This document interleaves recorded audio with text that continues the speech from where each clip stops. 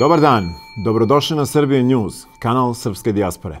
Film Dara iz Jasenovca još jednom je pokrenuo pravi verbalni medijski rat Srba i Hrvata u kome se, kako on odmiče, polako briše razlike između istine i proizvoljnih tumačenja, između istorijskih fakata i nacionalističke revizije, a žrtve i dželati neretko menjaju mesta. Da li je u Jasenovcu ubijeno 20 ili 750.000 ljudi? Da li su u njemu masakrirani srpski seljaci, jevrejske porodice ili hrvatski antikomunisti? Da li je i koliko katolička crkva učestvovala u zločinu? Istoričari su ti od kojih se očekuje da razmase klupko i daju odgovore na ova pitanja. Mi danas razgovaramo sa jednim od njih, čovekom koji već dugo vodi instituciju koja je specijalizovana upravo za pitanje zločina genocida. Dame i gospodo, sa nama je uvaženi istoričar, direktor Muzeja genocida u Beogradu, Veljko Đurić Mišina. Dobar dan, želimo Veljko Đuriću Mišini iz Muzeja genocida u Beogradu. Veljko, poštovanje. Dobar dan vam želim svim Srbima, ma gde bili koji vas gledaju.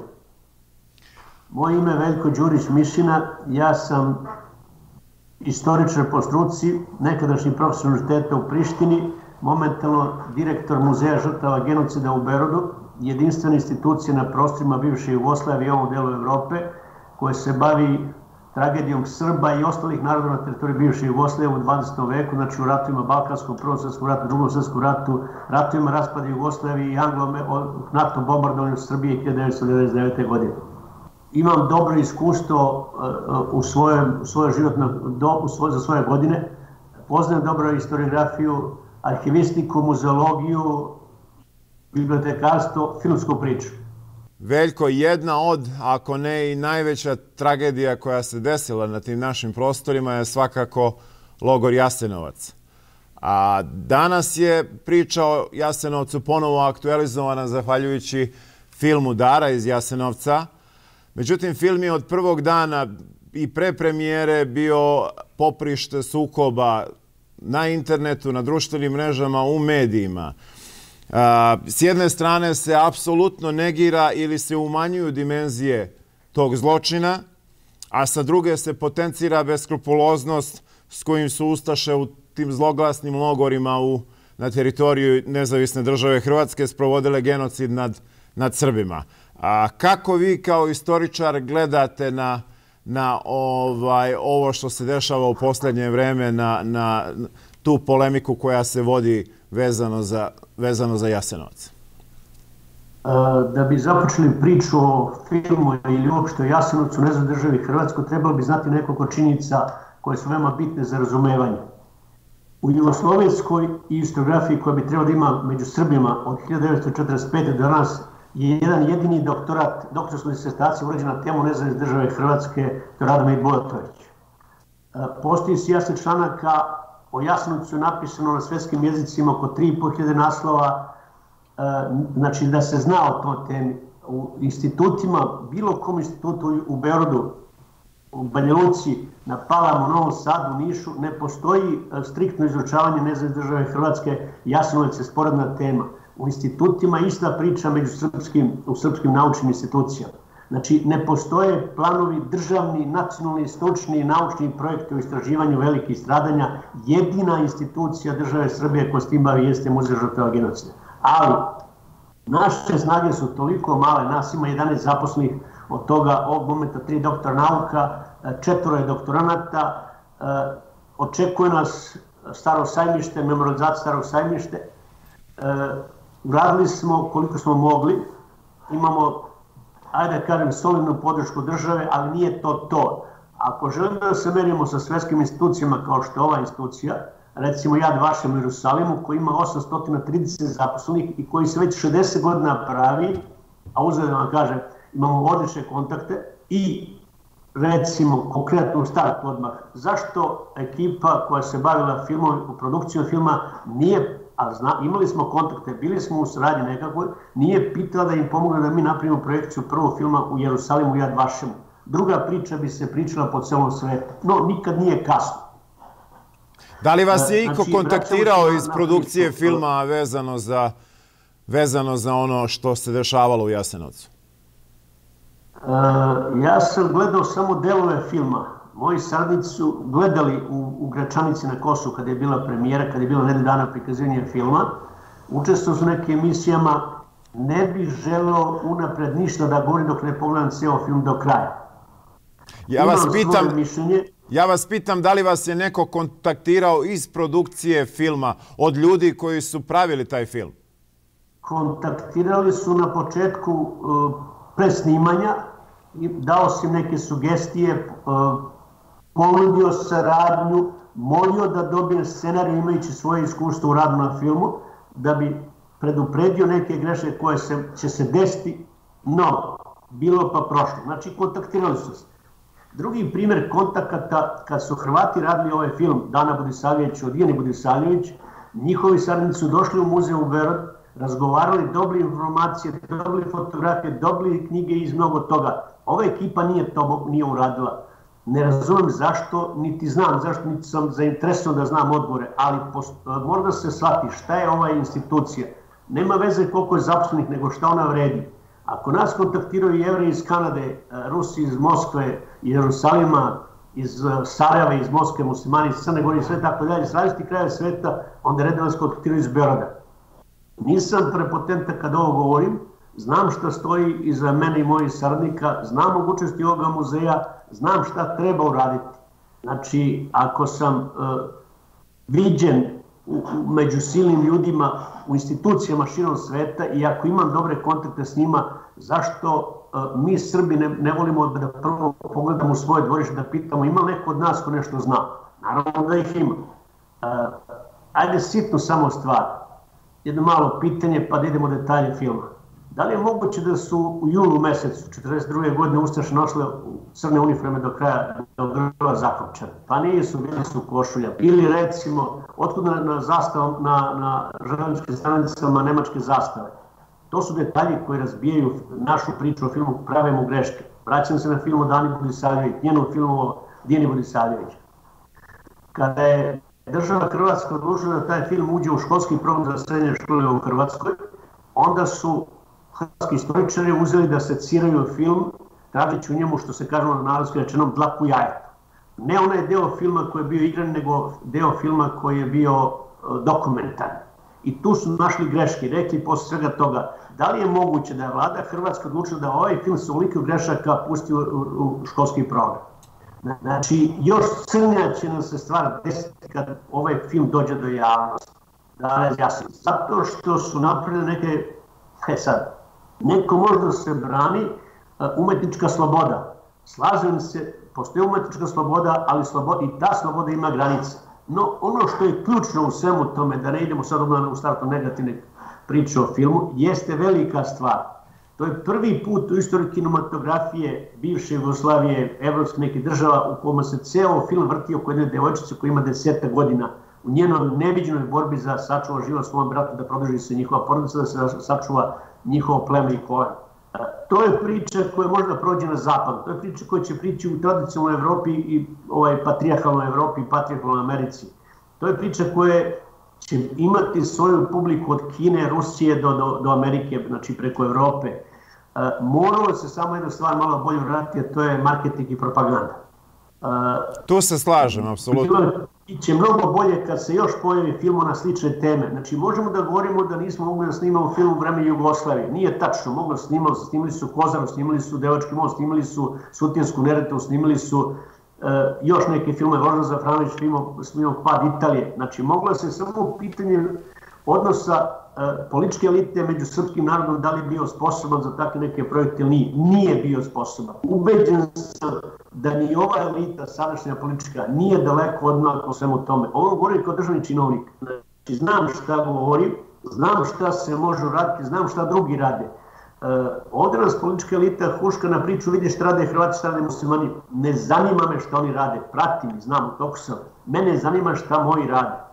Moji nisu spremno dočekali ovu priču. Sad, naravno, postoji sad jedna druga stvar. Negativna reklama u show biznisu, u svetu filma i druge stvari, može biti tekako pozitivna reklama. Ja očekujem da će upravo to biti, da će se javiti desetine ili stotine hiljada znatiželjnika kad čuju negativnu recepciju ovoga filma koji će reći hajde da vidim ja kako to izgleda, šta je tu posredi. Znači, ovaj film će imati svoju publiku i mora biti inicijalni u procesu izrade drugih filmova. Čini mi se da će Roland Zafranović snimati film Deca Kozare.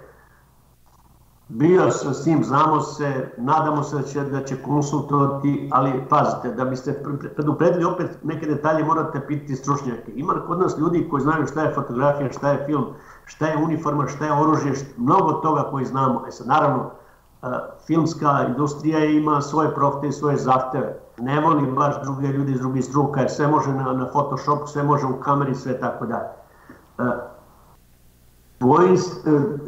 Očekujem da će biti još filmova na ovu temu. Ne moramo biti spektakl, ne moramo biti sa velikim glumcima, sa svetskim pričama i sa svetskim glumcima, poznate ličnostima i sve tako dalje. Topla ljudska priča prolazi. Znači, možemo da uradimo što-šta, ali pod uslovom da u političkom sistemu i u kulturnom svetu postoji sinhronizacija rada. Šta uraditi, kako uraditi, ko će da radi, za kad se to sprema, koje će biti tržište, koliko to sve košta i sve tako dalje. Kad imate tako pripremljene planove, onda uspeh neće izostati, bit će siguran uspeh. Priželjkujem i ovom filmu također uspešnu promociju, predstavljanje širom sveta.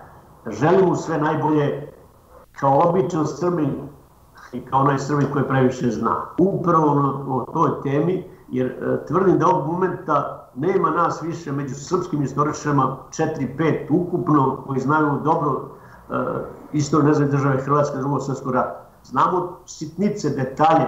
Ja sam 30 nešto godina posvetio se toj temi, doktorirao sam na temu Srpska pravoslavna crkva u Drugom svjetskom ratu. Napisao sam neko drugi naslova, znam u kom sam stepenu znanja ja, znam šta mi nedostaje, znam šta treba da završim. Znam da treba da završim jednu veliku studiju, a to je Komunist Jasenovac.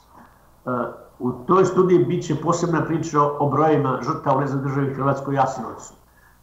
Ta priča će ugledati svetlo dana za godinu, 2 dana, ako Bog da me posluži zdravlje i neke druge okolnosti, jer takvi veliki projekti ne mogu da se rade preko noći, mora da se radi dugo. Zašto naglašavam, još treba i vremena, još uvijek na prostorima bivše Jugoslavije živi, tako da kažem, opstaje neki jugoslovenski duh, pogotovo u Srbiji. Još uvijek se nešto sanja, međutim, treba raščistiti sa bivšom historiografijom, što bi rekli oni koji politički nečko kažu, treba izvršiti veliku radikalnu reviziju istorijskog saznanja i tumačenja, dok se god ne izvrši revizija komunističke historiografije, dok se god ne izvrši radikalna revizija partizanskog rata i njihove sudbine, nećemo raščišćavati velike nepoznanice Drugog svjetskog rata. Znači, dokle god ne raščistimo partizanske zločine, nećemo moći da govorimo realno i slobodno o žrtvama u Jasenovcu. Zbog tih stvari ja bežim od svake priče, ne bežim javno, ali bežim od velikih priča o tim žrtvama, o stotinama hiljada, milionima i sve tako dalje. Zato što postoji sijaset razloga koji mogu dokazati svoju tvrdnju. Recimo, jedini popis koje je komunistička vlast u prethodnoj Jugoslaviji organizovala popisivanje ratnih žrtava je 1964. godine. Oni su popisali oko 650.000 žrtava, ali su procenili, zvanična njihova procena između 1.016.066.000 žrtava na teritoriji cele Jugoslavije. Od toga otprilike ispada oko 470.000 pripadnike srpskog naroda. E sad, zašto je razlika velika ta između popisanih i one krajnje procenjene cifre? Radi se o stotinama hiljada žrtava koje su stradale od partizanskih ruku, da li njihovi naravno ratni protivnici, da li su to Nemci, Hrvati, odnosno ustaše, domobrani, četnici, ljotićevci, balisti, nacisti, sve tako dalje. Znači, zato je preko potrebna revizija partizanske istorije. Ona će uslediti za koju godinu, jer onog momenta kad fizički nestanu pripadnici toga, ljudi iz nekog vremena, iz nekog događaja, iz neke revolucije, oni su sad otprilike tu u posljednicu oko 94-5 godina, onda dolazi slobodnije razmišljanje, dolaze nove nauci i sve tako dalje. Ali se jedne stvari prebojava, znajući gde radim, znajući čime se bavim, imajući te kontakte u svetu i pratići mnogo toga, veće interesovanje postoji među Britancima, među Nemcima, Austrijancima, Francuzima, Italijanima, nego među srpskom historiografijom. ako smem tako da kažem srpska historiografija, premda bežimo od toga, jer još uvijek mi ne znamo ono što je govorio, što pominje profesor Lompar, a to je šta je srpsko stanovište. Znači, ne znamo šta je, da sami sebi razjasnimo šta je to mislio Miloš Crnjanski kad je pisao srpsko stanovište 1935-6. godine. Još uvijek mi govorimo o nečemu drugom, nikako prave stvari da nazovemo srpska. Srpska historiografija ne postoji, nju treba praviti, ali takav način da se posmatra iz srpskog ugla drugi svjetski rat, prošlosti, sve tako da je velike tragedije, a ne da gledamo okolo pa tek onda govorimo šta je naš pogled. Zašto je to tako i ko je kriv za to? Možemo da govorimo da je apsolutna krivica komunističkog sistema koji je zarad bratstva jedinstva sve to forsirao negovo do smrti Josipa Broza. Posle smrti Josipa Broza to je počinje vreme popuštanja, naravno treba znati pre toga događaje 1974. godine federalizacije Jugoslavije, 1971. godine masovni pokret koji priprema novu Hrvatsku koja dolazi 1991. godine. 1971. to je 20 godina, to je trećina ljudskog veka. Za to vreme tvrdim vam da nijedan srpski intelektualac javne strane nikada nije pomislio da bi Srbija mogla biti nezavisna. Nezavisna kao država. Sada imamo državu u Srbiji nezavisnu. Gde smo sada? U čemu smo mi to da možemo se pohvalimo da smo Srbi, da imamo svoje stanovište, da je ovo naše polazište, da još uvijek nešto razmišljamo o Banja Luci, Podgorici. Slažem se, sve to teritorija na kojoj živi srpski narod. Ali taj srpski narod možda ima svoju polaznu osnovu, svoju naciju, svoju svakom pogledu određenje. U političkoj eliti u Srbiji nema toga. Koja priča?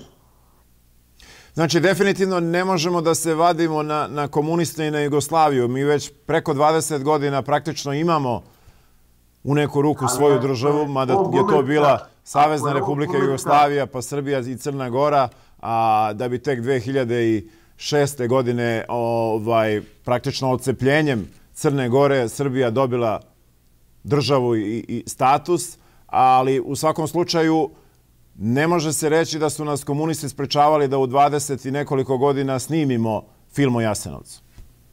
Niko nam nije sprečavao, ali postoji samo jedna sitnica. Ako politička elita ne sluša intelektualce, stručnjake, ona će praviti grešku za greškom u ovom ključnom nacionalnom pogledu. Zašto niko nije napravio skup da kaže, ljudi, ajmo da razgovaramo kako da menjamo kroz filmsku industriju sliku o Srbima u 20. veku kroz svet. Imali smo sjajnu priliku 2014. godine po 100-godišnjice prvog rata, pa smo bili poniženi u Parizu 2018. godine po 100-godišnjice na razne način. Imali smo prilike, nismo ih iskoristili. Ove godine 80-godišnjica Drugog svjetskog rata u Jugoslaviji. Nemamo nikakve naučno-istraživačke projekte spremne, nemamo dokumentarne filmove, nemamo naučne skupove, nemamo okrugle stolove, nemamo ideje. Reću vam konkretno, kolega Predrag Marković i ja, direktor Instituta za savremenu istoriju koji sprati za Novog muzeja, pre godinu i nešto dana pozvali smo 20 direktora i šefova katedri i naučno-istraživačkih institucija u Srbiji da razgovaramo o proučavanju Drugog svjetskog rata, Jasenovca i tako da je. Niko se nije javio, niko nas nije odgovorio. Svi nešto kao beže. Ono pitanje što ti nudiš. Ti nudi ti. Znači ne postoji, nema više države, kao što je bila ona komunistička u kojoj su bili petogodišnji planovi rada, kadrovi i sve tako da je. Sada je, ovo nije demokratija. Moram da shvatim jednu stvar. Srbija je okupirana zemlja, duplom okupacijom, spoljnom i unutrašnjom okupacijom. Zašto se stalo sa filmom o Košarama? Zato što neko rekao nemojte tako. Zašto nije Stefan Nemanji krst u ruci nego je mač? Da ne bi i tako da. Znači, imam pravo da u svojoj 68. godine života sa velikim znanjima iza sebe da govorimo ovakve reči. Nije nama Srbima niko kriv drugi toliko koliko mi sami sebe. Mi nemamo ono što se zove politička elita koja će voditi državu, koja će nam pripremati godine u sve. Nas još uvijek košta ona pogubna uloga koju odigrao Aleksandar Karađorđević pred Smolaci 1918. godine stvorivši Jugoslaviju. Imao je priliku da Srbija postane velika evropska država, da se rašina na znatnom delu Balkana i sve tako dalje. Posle 100 godina gde smo sada? Vraćam se na priču. Ne postoje projekti Ne postoje ozbiljne planovi šta i kako dalje raditi u budućim vremenima, u bilo kom segmentu. Sutra da nestane korona, šta će biti na beogradskim ulicama? Šta će biti ako prihvati ovaj film svet, jesmo spremni da napravimo neke druge priče? A toliko smo puta omašili u raznoraznim našim projektima, konkretno recimo na primjer seriju o Nemanjićima i tako da. A uzmemo recimo pre 60 godina komunistička vlast, 1964. godine napravila film Marš na Drinu. Da li je taj film među Srbima ikad prevaziđen? Nije. Šta mu fali? Ne fali mu ništa. Treba dati barem 5 takvih. Imali smo priliku, nismo. Sad idemo na opet istu priču o filmu o Jasenovcu. 80 godina posle nestanka Jasenovca mi pravimo prvi film. Da li smo umeđu pripremili neki dobar dokumentarni film? Da li smo pripremili, da li su se udružili Srbi od Australije do Amerike sa ljudima iz Srbije da kažu kako, šta i sve tako. Pustimo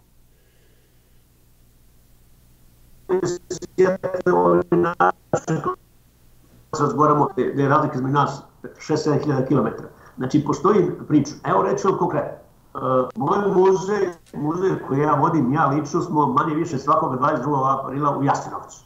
Ove godine ću imati predstavljanje rada muzeja u Prijedoru, Ozari, potom idemo sutradan u manastir Svetog Ivana Krstitelja u Jasenovcu, idemo na liturgiju, potom se vraćamo za Beograd. Znači, da li se može dopuniti 2-3 autobusa naroda srpskoga i srpske ili Srbije da dođu taj dan u Jasenovac? Jasenovac je kultno i svetlo mesto srpskog naroda. Međutim, ne možemo se vaditi korona, dokazi, cepljenje i tako dalje. Može što da se radi pod jednim dobrim uslovom. Ako imate planove, ako imate dobru volju, ako imate želju i sve tako dalje.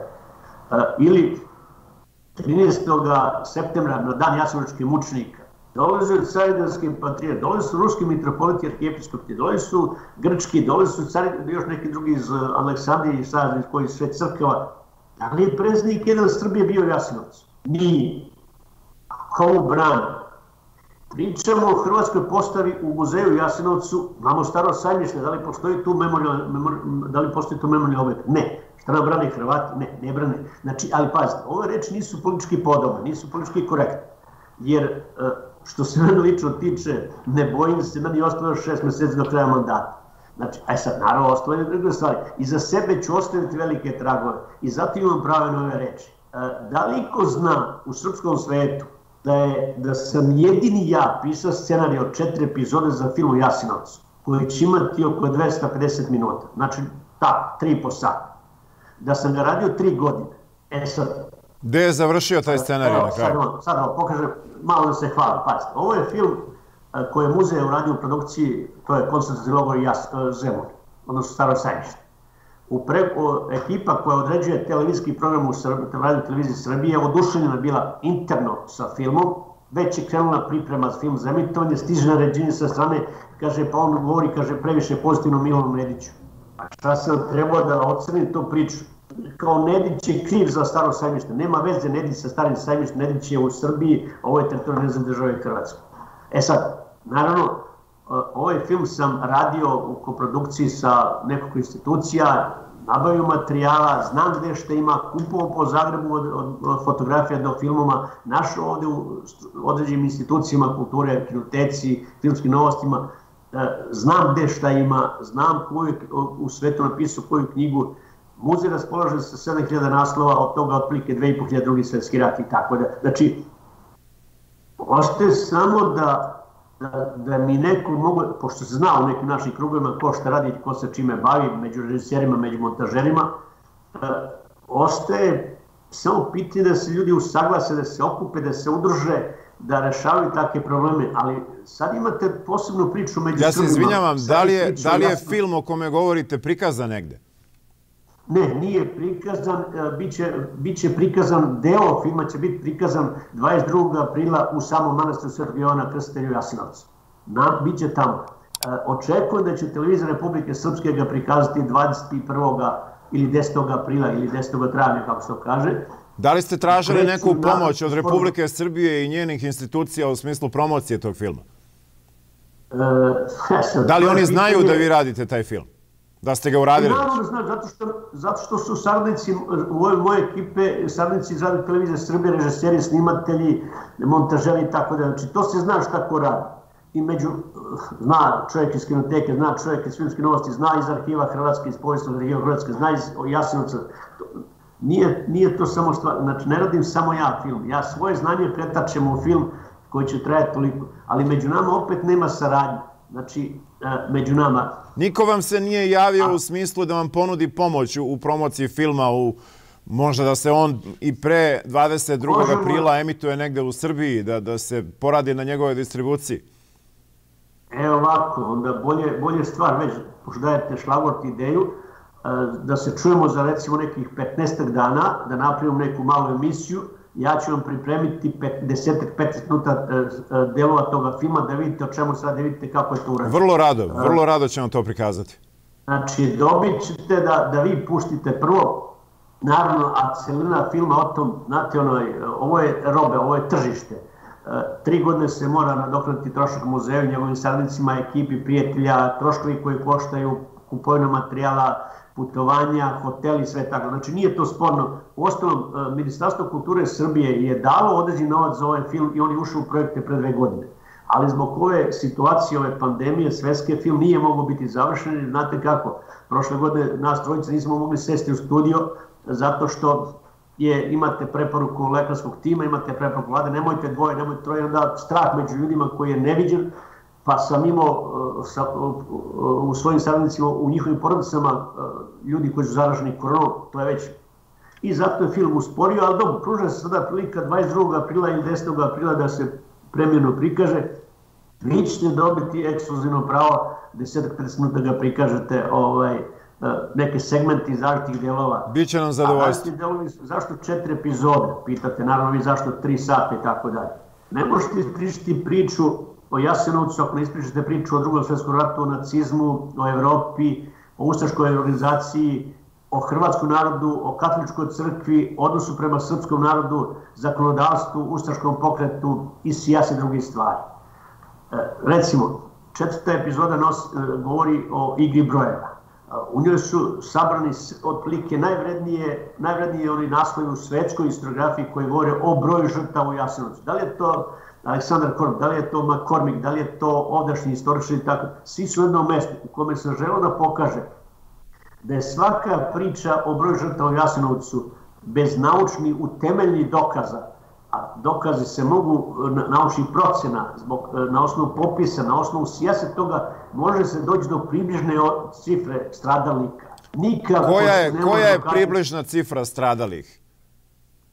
Pazite, hrvatska priča je počela 70. godina od otprilike 30.000, 30.000. Tako je. Franjo Tuđman je u svojoj knjizi Bespuća povijesne zbiljnosti naveo otprilike taj izvor i tu cifru. Oni su tog momenta krenuli jednu veliku političku ofanzivu, to je da skinu ljagu sa hrvatskog naroda za zločine u Drugom svjetskom ratu, nezavisnoj državi Hrvatskoj. Oni su to krenuli kroz kulturu, kroz priču, kroz nauku i sve tako dalje. Onog momenta kada hrvatski političar, srpskom političaru kaže u Jasenovcu, malo su vas ovde poklili, ne znam šta drag, zateče. Kako to, pa mi bratstvo, jedinstvo i tako dalje. Znači, njihove procene Hrvatske počinju prve priče od neke 30.000.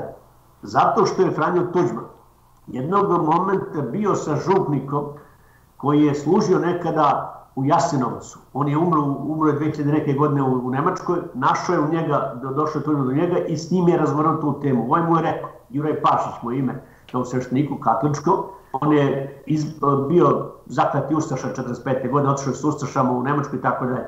Naravno, tu počinje Tuđmanova priča. Međutim, istih godina sa srpske strane, ili strane u Srbiji, među Srbima, počinju cifre 700, 800, 900 hiljada, milion, 200, 1.400.000, 600. Sada govori čak jedan jadni istoričar iz Izraela, govori o 1.400 do 1.600 hiljada. Pazite, znači zašto ja govorim o procenama, ne o brojima? Zašto pozivam Srbima logiku, zašto pozivam Srbima matematiku? Ako je 700.000 žrtava bilo, stradalo u Jasenovcu, ako Jasenovac traja 44 meseca, onda znači da su dnevno ustaše ubile 500 ljudi. Čekajte, pa što to nije u redu. Ne umanjujem ja broj, ne umanjujem ja zločin. Ja želim da razmišljamo realno, naučno, potkovano, faktografski, sve tako da razgovaramo. Upravo tako. Kada je moj starnik 3 godine radio istraživao je problem šta su rekli bivši zadržanici logora Jasenovca, šta su rekli, šta su videli, koliko je to sve stradalo žrtava. Cifra je bila između 98 i 208 hiljada. Onda je Jala Vrana skočila Dušan Nikodijević i na ovaj muzej, šta vi to umanjujete žrtava. Pazi, znači ne postoje pouzdani podaci. Nije Pavelić, niti Artuković, niti Maks Lubarić potpisivao smrtne presude u Jasenovcu koga treba zaštititi, vršio evidenciju i sve. Nemac jeste to radio. Radio na Starom Sajmištu, Nemac i tu postoje silni tragovi. U ovom slučaju, znači, zaboravimo da postoje pisani tragovi o žrtvama, koliko je ljudi došlo u Jasenovac i koliko ih je pobijeno. Ne zaboravimo da uzmemo popis iz 1921. 1931. 1948. godine, da računamo koliko je moglo biti stanovnika Srba u nezadržavi Hrvatskoj 1941. 1945. godine. Kada upoređujemo te cifre, onda ćemo doći do cifre koja se vrti negde oko 1.100.000 žrtava na teritoriji Jugoslavije. Znači, opet pričamo o nekim stvarima. Sad, zašto Srbima treba ta velika cifra?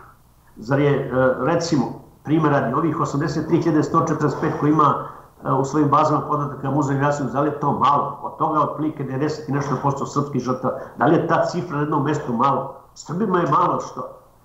Evo imate, sad ću napraviti malu paralelu, nadam se da imate vremena za razgovor. Naravno, Ovaj muzej prošle godine objavio knjigu Ime i broj pokojnog Staniše Brkića koja se tiče zločina u Kragujevcu iz 21. oktobra 1941. godine. Čovjek je sabrao za života od 2007-2008. godine sabraje otprilike 2393 stradala čovjeka. Za 13 godina niko u Srbiji, u Kragujevcu još manje, nije našao ispravku toga spiska, a opet se govori o 7000. Koji 7000? Ti 7000 nema, ima 2390 nešto. Jedno ime gore dole. Muzej je objavio drugo izdanje knjige, takođe Silvije Krejaković, o Kraljevu. Tu je popisano oko 2450 imena. Ona je našla, našla je 3 greške kod sebe. Znači, plus, minus, može na te cifre može biti nekoliko imena. Postoji treće mesto stratiste veliko u Srbiji iz Drugog svjetskog rata o kome se najmanje zna, a najviše je stradalo. To je selo Draginac na putu između Loznice i Šapca. Tu je ubijeno između 10. i 14. oktobra, znači u isto vreme u oktobru 1941. godine kad je Kragujevac i Kraljevo, oko 3.500 Srba. Čekajte, 3.500, 2.500 i 2.900, nešto tu ko Srba nedostaje, nešto tu nije zdravo. Tek ove godine počinjemo projekat, muzej sa matematičkim fakultetom, sa nevladnom organizacijom iz Draginca, s Memorijalom Draginac, počinjemo to strateško istraživanje za bibliografije radova, popis žrtava, digitalna obrada i sve tako dalje. Ako bi se takvi projekti proširili na ostale delove Srbije i Srpske, onda bismo mogli da se približavamo nekoj cifri o broju stradalih Srba iz Drugog svjetskog rata. Međutim, najbolje reći, Nemci su rekli 750.000, ovo je rekao 1.200.000, šta sad ti mi da raspravljamo, nema i onda se Srbi vade se za neke čudne stvari. Znaš, kaže, ima sela koje su sela zbrisana, baš me zanima koje je to selo, znači ovo stvarno govorim, koje je to selo nestalo sa lica zemlje, pobijeno je dosta. Ljuban Jednak je preživao pokoj u Glinskoj crkvi, zato što imao prezime Jednak, znači ostao je svedok. I takvih primjera ima. Iz ova 3 sela koje obeležimo ovih dana, Šargovac, Motike i Drakulić, preživjeli ih njih 7. Znači, nema zatratog sela do kraja. Postoji drugi fenomen. To je igra sa strane. Srbi su naseli na hrvatsku igru koja govori o ratnom zločinu u nezavisnoj državi Hrvatskoj. Hajmo mi da se skoncentrišemo, da se bavimo koskom koja se zove broj žrtava u Jasenovcu. Tog momenta previđamo da je zločin nad Srbima i ostalim u nezavisnoj državi Hrvatskoj trostruko veći brojni nego što je bio po ovim logorima. To su neke razmere o kojima mora se razgovarati. Znači, postoji 1000 nešto stratišta, postoji 1000 nešto grobišta, postoji sijaset toga. Vraćamo se na ključnu stvar. Muzej žrtava genocida ima svoje baze podataka s kojima raspolaže i to jedan deo tih podataka smo obznanili i to se može naći na sajtu muzeja. To je posao koji se nikad neće završiti, nikad se tačna cifra neće utvrditi. Mi imamo svoje procene i one su otprilike ono što je govorio Kočić, što je govorio Žerević, što je govorila ova državna komisija komunistička iz 1964. godine. Voljeli smo da... I tu govorimo o ovoj cifri od 83.000 žrtava. Taj broj je nastao tako što iz onoga popisa iz 1964. godine izvučeni su podaci za koji su bliski rođaci kazali da su njihovi rođaci stradali u Jasenovcu. Međutim, treba znati da se dešava posle 1945. godine silne seobe, kolonizacije i sve tako da je. Recimo, za stradalo se neku porodicu u određenu selu na Koze, nema ko da kaže i to nije popisano. Znači, oni su naseljeni u Vojvodini. Znači, jasnije stvari. Imate direktivu pre popisa. Nećemo popisivati partizanske žrtve i ne morate popisivati sve žrtve u svim selima, naročito da je kompaktno srpsko selo. Znači, postoje dokumentacija koja se čuva u arhivu Jugoslavije u Beogradu svemu tome.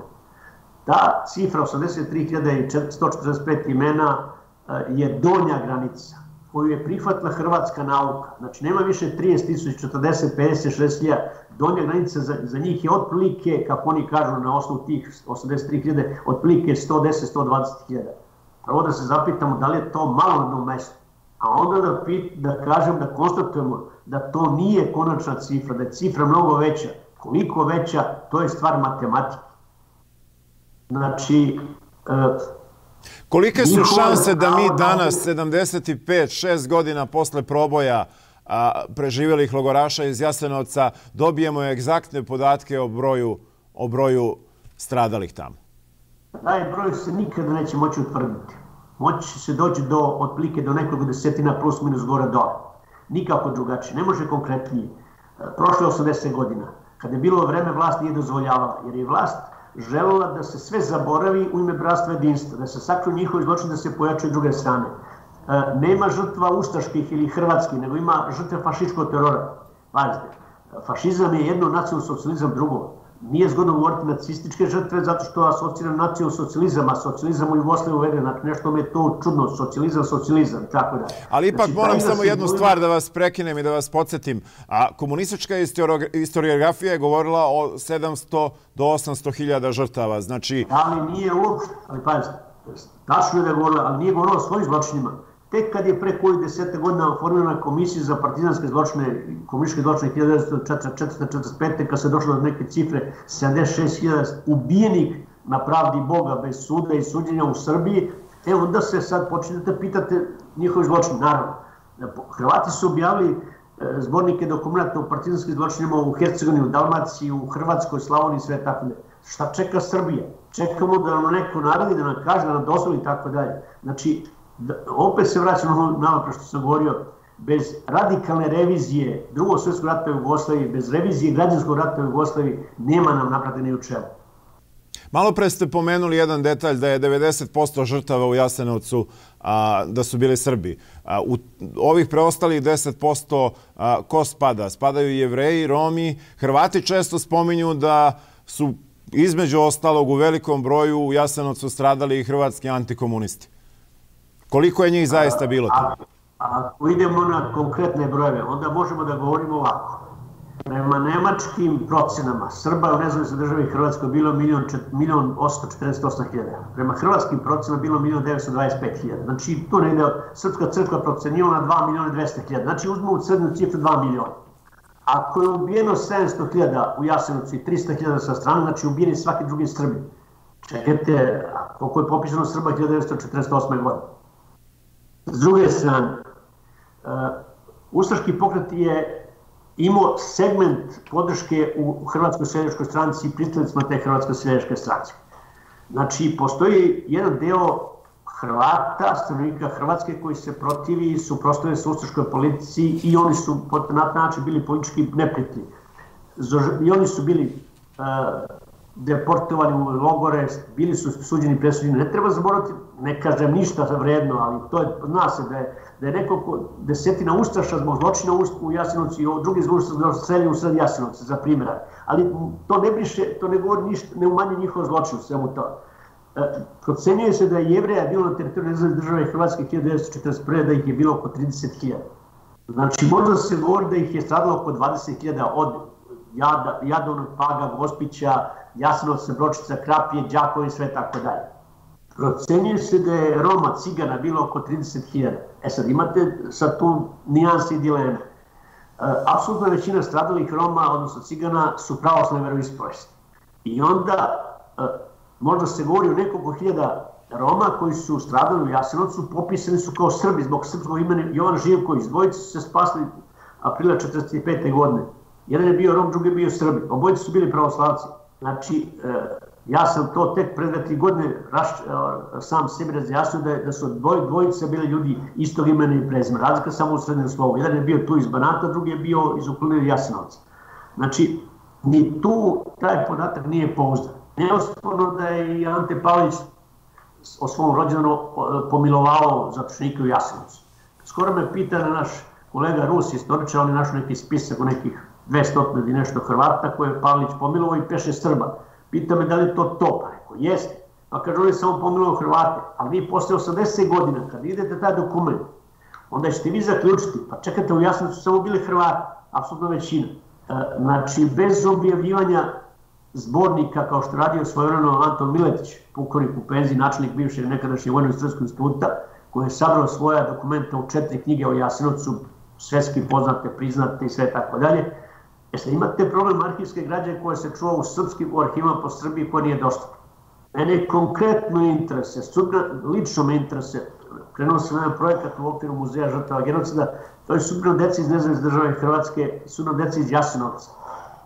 Onoga momenta kad sam došao do dokumentacije koja govori o ulozi Milana Nedića, kolaboracionističke vlade njegove sa nemačkim generalima, u kome se spašava oko 80.000 stanovnika Nezavisne države Hrvatske srpske narodnosti, dovodi se u Srbiju, zbrinjavaju se u Srbiji, onda meni se arhive zatvaraju, jer je za Boga Nedić kolaboracionista. Ne hvalim ja, to ne sporim ja da je bio kolaboracionista, ali gospodo, arhive treba otvarati. Zašto je Nedić toliki problem i dan danas u Srbiji? Sad imate više objašnjenja. Jedno je da su na dobrim pozicijama u Srbiji, ne samo faktičke vlasti, nego u drugim strukturama, da su potomci mešanih brakova, jugoslovenskih partizana, komunističkih rukovodlaca i sve tako dalje, koji zauzimaju ključne pozicije, pogotovo u kulturi. I onda kako vi prođete? Znači, jedan deo, dok se gotovo opet Srbija ne postrbi, dok se Srbija ne okrene sebi i srpstvu, nema nam napred. Znači, vraćamo se na ovu priču, kako to da nije dostupno? Pa nije dostupno, znate šta, ako kažete čovjek, prvo u razgovoru sa tim ljudima iz tih obaveštajnih službi gde se čuva arhiva, kažete ko ste, šta ste i šta vas interese, on vas pita odakle vi to znate. Čekajte, meni je struka, istorija, traganje s dokumentacijom, meni je znatiželja velika, naučna znatiželja da raščišćava neke stvari i sve tako dalje. Ovog momenta otvaramo jedan veliki problem o Bogdanu Raškoviću, čovjek koji je bio po našim saznanjima 14 puta u Nezavisnoj državi Hrvatskoj. Ovog momenta muzej je pripremio i priprema seriju 6 knjiga o iskazima Srba izbjeglice iz Nezavisne države Hrvatske. Za te iskaze se znalo, radilo je komesarijat izbjeglice Milan Nedić i komesarijat Tome Maksimovića, ali prvi put za 80 godina da ih neko objavlja, javno objavlja ih Muzej žrtava genocida. I naravno, to je sad, tu ne možete da plasirate vesti u medijima o tome o Srbiji, jer će prvo reći, pa čekajte, to je vreme Milana Nedića. Pa šta ako je vreme Milana Nedića? U nečije vreme mogu da nije bilo Milana Nedića, bio bi neki drugi general kolaboracionista, on bi to verovatno isto radio. Znači, mi ne znamo o svojim veličinama tipa Bogdana Raškovića, iz Jagodine čovjek starinom, umro 60 neke godine. Ne možemo dobiti arhivu iz ovih obaveštajnih službi ovde koje je donao Vladeta Milićević iz vremena Kraljevine Jugoslavije, koji je znao ustaški pokret u prste, koji je mnogo toga odradio, bio jedan jačih obaveštajaca Kraljevine Jugoslavije. Neke arhive vojne obaveštajne službe Kraljevine Jugoslavije još uvijek nisu dostupne. Znači, sami dolazimo do neku vrstu lavirinta... Čekajte, samo trenutak jedan da razjasnimo. Vi ste, dakle, zvanično tražili te arhive i nisu vam ih dali? Naravno, ajte ovako da se dogovorimo. Sljedeći put kad budemo razgovarali, ja ću vam pripremiti dokumente pa ću ovako pred kameru pokazati šta imam prske sebe. Pa da vidite moja pisma njima i sve tako dalje. Znači, moja borba koja traje 15 godina za dobijanje arhivske građe iz različitih fondova ovde koji se čuvaju, nema velikog uspeha. Jel postoji neko obrazloženje, jel vam se oni obrate, jel vam neko odgovori, kaže koji je razlog što on to ne daju? Veoma malo odgovora ima, najčešće on dobijete poruku telefonom, znate, mi nemamo što se nam obraća i tako dalje, odakle vam to saznanje. Znači, kada sam pre 3 godine pripremao prve tekstove za film, prve o Jasenovcu, kupio sam u Zagrebu za Muzej žrtava genocida 140 fotografija koje su nastale 15. maja 1945. godine u Jasenovcu. Čekajte, pa to isto postoji ovde u Srbiji u nekoj instituciji. U jednoj instituciji, ne mogu da govorim detalje, verujte mi, morate imati razumevanje. Pre 7 godina gledao sam, držao u ruci gramofonski 126 ploča govor Ante Pavelića. Kada sam prošle godine zvao te kolege koje se znamo po 20-30 godina, želim bi rekao da fotografišem te ploče. Kaže, koje ploče? One koje ste mi dali pre 7 godina, ko ti je, kaže, dao? Te čak imate tu priču. Neverovatno. Muzej žrtava genocida u mom mandatu je otvoren svakome dobronamernom čoveku. Imam saradnju sa sve 4 strane sveta, nikome nisam uskratio pomoć. Juče je bila jedna dobra debata na jednoj televiziji u kome je Savo Štrbac, ugledni Savo Štrbac, delatnik bora za istinu o ratovima 1991-1995. godine, načelnik Veritas i sve tako je pominjao da ljudi obrate se o muzeju. Muzej pre natrpan jutros pozivima telefonskim i elektronskom poštom pitanjima pa kako mi nismo znali za vas. Mi postojimo, ali pazite, ako vi o Jasenovcu zovete neke poluobrazovane novinare na državnu televiziju, da to znači da vi ne želite istinu, ne želite ljude, ne želite prave debate. Vi ne postoji naučni skupovi godinama u Srbiji u kojoj će se čovjeti različita mišljenja. Evo vam detalj mali, kada sam pre 4 godine u ime muzeja sa kolegama organizovao naučni skup o Milunu Nediću, javilo se 16 ljudi, planiralo se 16 ljudi. Prijavilo se 12, došlo je 8, 6 je dalo referata. Vi razumete šta mi ja govorim? Strah. A ne kažem zašto ti se baviš tim stvarima. Znači, moramo otvoriti velike probleme iz historiografije bivše Jugoslavije, u kojoj ćemo tražiti svoju istoriju. Gledat ćemo svoj interes, raščišćavat ćemo sve te nedoumice sa našeg stanovišta. Ajde sve da vam kažem, zašto mogu ovako da govorim? 1989. ja sam imao knjigu Ustaše i pravoslavlje, predstavio se u Americi tu u Čikagu, u hramu Svetog Save, upoznao Momčila Đujića, pokojno i neke druge ljudi i sve tako. Od tada me neki ljudi znaju. Da li je srpska dijaspora mogla da se organizuje na razne načine onda ili danas? To je pitanje. Ustaške migracije imale svoje osobe koje su bile u vrhu američke države i u vrhu NATO-a. Bivša predsjednica Hrvatske bila je sekretara NATO-a. Toliko. Od četničkih, od pripadnika nekadašnje jugoslovenske odbrane, ja nisam vidio nikoga koji je završio fakultet u dijaspori u Engleskoj, Americi i sve tako dalje. Da ne govorimo o zborašima i ljotićevcima. Ali to je naša greška, to nam niko nije kriv. Njihov odnos prema prošlosti je ispod nivoa Ustaša. Ustaše su pripremile Hrvatsku u 1991. godine. Ustaška migracija finansirala rat u Hrvatsku. Ustaška migracija, 4. generacija, je finansirala negativne kritike o daru iz Jasenovca. Da li smo mi toga svesni? Pojedinci da, ali kome da kažete to? Moram da vas prekinem na trenutak. Imali smo prilike da čitamo negativne kritike i pre nego što se pojavio film Dara iz Jasenovca. Kritičar Varietija je istupio prvi, proglasivši to delo za nacionalističku srpsku propagandu. Da li mislite da je to slučajno? Ne. Onog momenta kad se čulo za film, da se radi, a sve je transparentno, sve je javno, onda druga strana, pogotovo u Zagrebu, preko svojih prijatelja odradila svoj posao. Mi pare, vi kritiku. Sad, naravno, to smo videli kako se to radi. Da li smo mi mogli to uraditi? Pa verovatno smo mogli, samo druga svest je u pitanju bila. Mogu navesti tako više primjera. Evo detalj malo. Kada su počeli razgovori između Vatikana, Katoličke crkve u Hrvatskoj i Srpske pravoslavne crkve oko kanonizacije Alojzija Stepinca za svet, do krajnje granice, znači prošli za sveca, onda su Hrvati u Zagrebu našli jednu Jevrejku rodom iz Sarajeva. Ona je odbranila doktorsku disertaciju u 65. godine u Zagrebu. I ona je obznala knjigu koja se zove Alojzije Stepinac Stub ljudskih prava. Pazite, Alojzije Stepinac ljudska prava i tako da. Valjda se borio da budu bolji uslovi u transportu za Jasenovac, da budu zato da imaju bolje. Ali pazite, znači, našli su lukavo, Jevrejku, doktorat u Zagrebu i knjiga. I ta knjiga je prevedena na engleski, naravno jezik, najviši jezik i sad ona je to. Srpska država je reagovala tako što je našla jednoga treće lige istoričara iz Jerusalima da on bude ta priča. Ne bi previše o njemu jer sam se javno oglasio i dobio sam opomen zašto ja tako govorim. Prvo... Slučajno ili ne, samo se izvinjavam, trenutak jedan. Znači, i Jay Weisberg, kritičar Variety, je Jevrejin. Ne treba stvari generalizovati. Taj pisac teksta u Variety je plaćenik, dokazani plaćenik i u Sarajevu i u Zagrebu. Koji dolar da platimo nekoga svog igrača? Pa da napiše neku drugu priču. Znači opet smo izgubili taj rat u lobiranju, opet smo izgubili na polju medija i na polju onoga što se zove propaganda i što je sasvim dozvoljeno i regularno sredstvo u svetskim okvirima.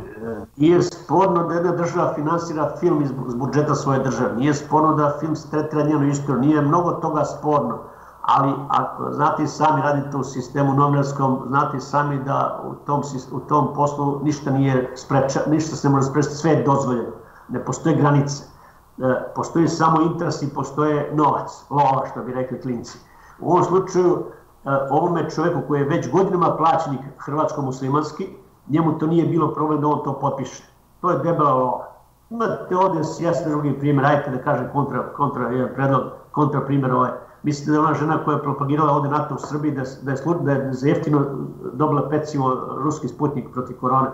Znači, samo pitanje love. Imate danas u neki krugovima ovdje u Beogradu, ajde kada, koliko para, gdje sam ja u svemu tome. No, ne, znači, ti tekstovi koji su otišli protiv filma, morali smo da ih očekujemo, morali smo znati kad se to plasira, morali smo da pretpostavimo. Ali ako ste vi previše samouveren da ste vi uspeli, da ćete uspjeti, da će sve to biti, da je pravda na našoj strani, ne. Srpski narod, srpska politička elita, pogotovo intelektualci, nisu naučili lekciju iz 1990. godine od satanizacije Srba koja je bila onda započela kao jedine krivci za rat od Jugoslavije, nekakve izmišljene stvarima. Recimo, danas taj narativ se provlači da su Srbi memorandumom nekakve akademije nauka to pripremili. Inteligencija koja je bila tog momenta 1986. okupljena u Srpskoj akademiji nauka razmišljenja o Jugoslaviji. 1991. počinje raspad Jugoslavije, znači 5 godina oni unapred nisu mogli da pretpostave, a šta ako počne rat. Imali su priču 71. imali su druge priče. Znači pričam vam o uljukanoj srpskoj nauci, političkoj eliti, ekonomskoj, kako god hoćete. A možda i o tom nekom masonskom duhu koji datira još iz vremena Aleksandra Karađorđevića. Naravno, Josip Broz je samo zacementirano ono što je Aleksandar Karađorđević počeo. S tim što je Aleksandar skinuo mrlju sa hrvatskog naroda zbog zločina u Austro-Ugarskoj vojsci i Prvom svjetskom ratu, Mači pogotovo, jer i on lično, Josip Broz je bio u tim jedinicama, upravo bio u selu Dragincu, zato se u Dragincu ne zna. Josip Broz je to lepo odradio, niko nije kriv, ustaše su zločinci, fašisti su zločinci, žrtve su opšte, jama mora se zabetonirati, bratstvo jedinstvo se priča, mešani brakovi među oficirima, među poželjni su u svakom pogledu, danas imate treću generaciju tih mešanih brakova oko vlada Srbije. I tako dalje, i tako dalje. Znači, imate dva perioda duple krivice, Aleksandrova i Jugoslavije države pomirenja, uz naravno strani faktor kome je trebala ta kraljevina Jugoslavija, kao što stranom faktoru 1991. godine nije trebala više Jugoslavije, jer je postao jedan moment ekonomski prilično respektivna država sa 22-3 miliona stanovnika, potencijalnih potrošača, bolje je to razbiti, razbucati, ekonomiju, uništiti sve tako da i to na neki način završeno. Još nije proces završen. Jugoslavija se mora raspasti, bivša Jugoslavija mora raspasti po ustavu iz 1974. godine. Onaj ko to razume, taj zna, ali mi to ne razumemo. Pretposlednji korak toga je bio sa Kosovom, nije na sreću našu završen. Sljedeća faza jeste Vojvodina. Znači, sad, ja vas pitam, kao čovjek koji zna šta su projekti dugotrajni, koji zna malo više utjecaja anglo-amerikanaca na ovu politiku, pogotovo Britanaca. Znamo šta su radili od vremena kneza Miloša Obrenovića, preko kneza Mihajla Obrenovića, preko Bosne i Hercegovine u krizi, u Balkanskim ratima, u Prvom svjetskom ratu, Drugom svjetskom ratu, podržavali Draža Mihajlovića u Okrenuti Josipom Brozu. 99. godine su došli da nas zaspoje bombama, isto kao na Vaskrs 44. godine. To nam prijatelji. Pa ne možete se svetiti tim Britancima, ali to je britanska politika. Vi morate se razumeti britansku politiku da oni nemaju nikada prijatelja. Imaju samo svoje interese. Znači imate trostruku priču, imate komunističku, kraljevsku, imate stranu priču u ovim prostorima.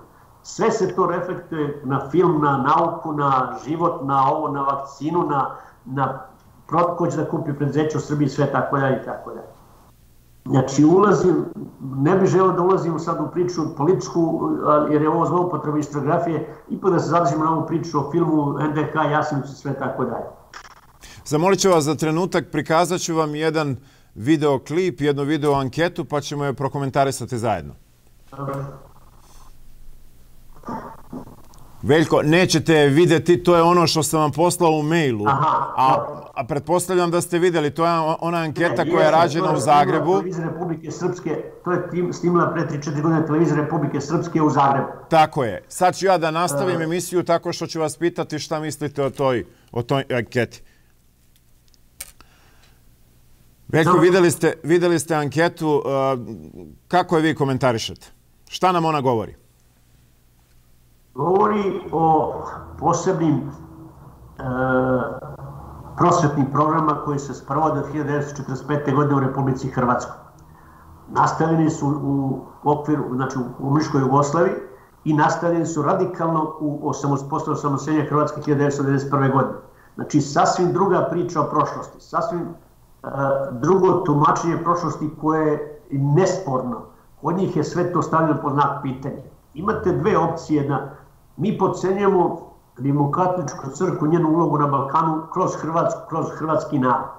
Drugu stvar, procenu koju podcenjujemo njihovu želju za nezavisnu državu, za svojom slobodom, za željom da ta država bude jedna nacionalna, jedna konfesionalna i da bude hrvatska država. Mi to podcenjujemo.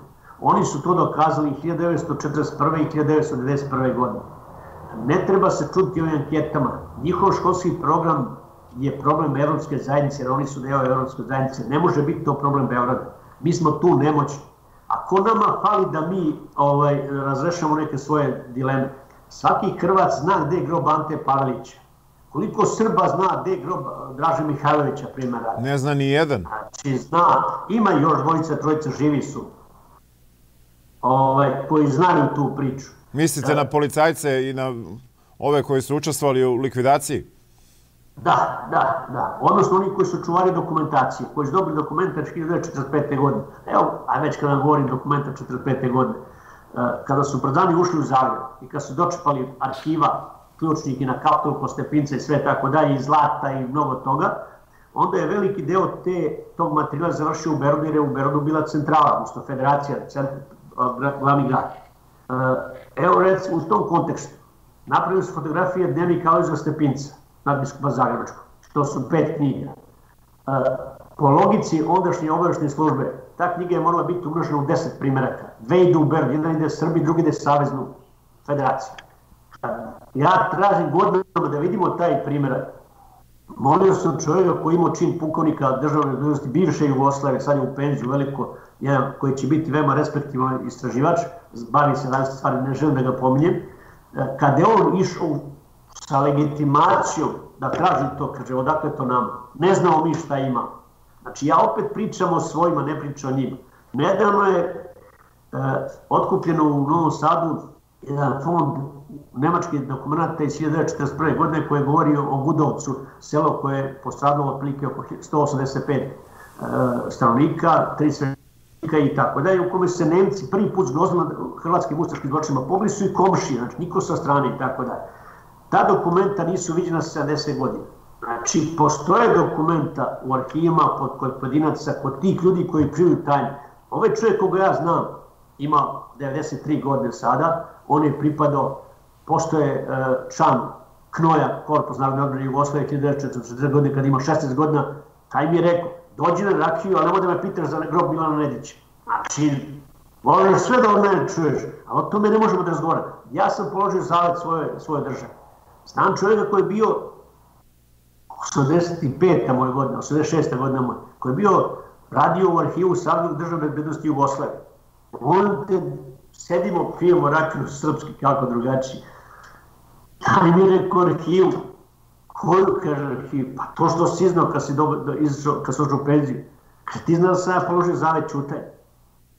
Znate šta, to čovjek kaže. Znači, srpski komunisti se i dalje drže zaveta ćutanja iz Titove Jugoslavije, za razliku od Hrvatski, koji su od početka radili na obnavljanju onoga što je bilo u NDH. To je stvar svesti. Da li ovaj čovjek iz čije porodice 20 i nešto pobijeno 41. strane komšija Hrvata, Ustaša i sve tako dalje, da li je u Srbiji u osjećanju po duši, po vertikali, po genima, po svom predsima? Na osnovu tog odgovora ja sudim da nije, ali on je čovjek koji je bio profesionalac cijelog života, ali ono što mene zanima, što zanima srpsku nauku, toga nema. Istina, još jedan primjer. Došao mi je čovjek koji je nekad radio priču, pratio Krunoslava Draganovića. Čovjek koji je organizovao Pacovske kanale 1945-1946. godine, pratio njega, nadležno bio u Sarajevu.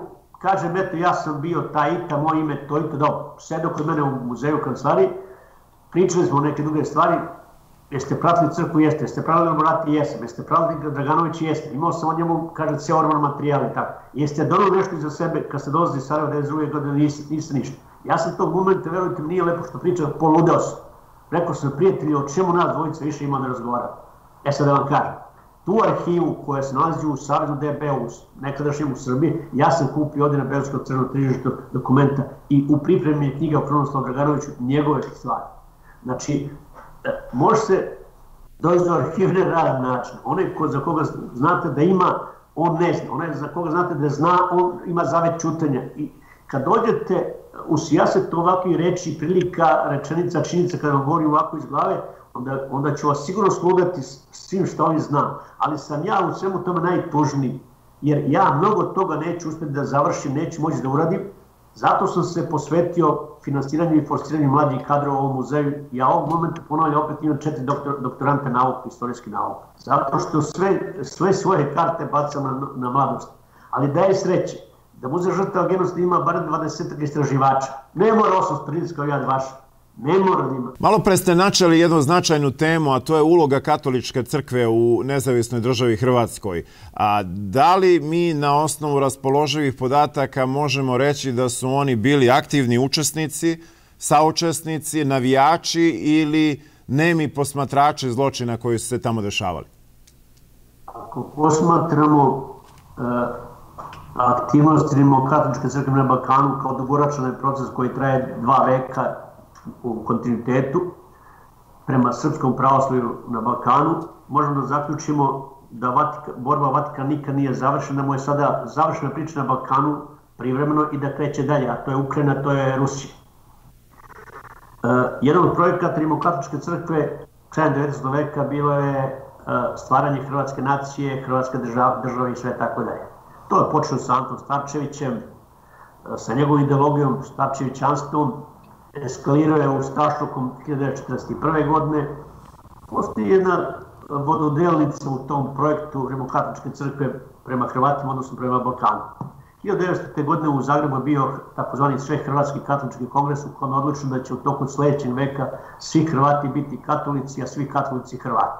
Naime, treba znati da je bilo desetine hiljada Srba katolika u Primorju, Dubrovčani, Makarani, u Splitu, Zadru i niže sve tako da je dole pogotovo, i da je za 30 godina nestalo tih Srba katolika. Posljednji su bili otprilike ovi Tartelja, ovaj profesor književnosti na Filološkom fakultetu, mislim da je imao oko 90 nešto godina, čim mislim da je nedavno umro. Otprilike to je ili Siniša Pavić koji je pripadao, to scenarista velike televizijske književnosti, to su posebni izdanci Srba katolika.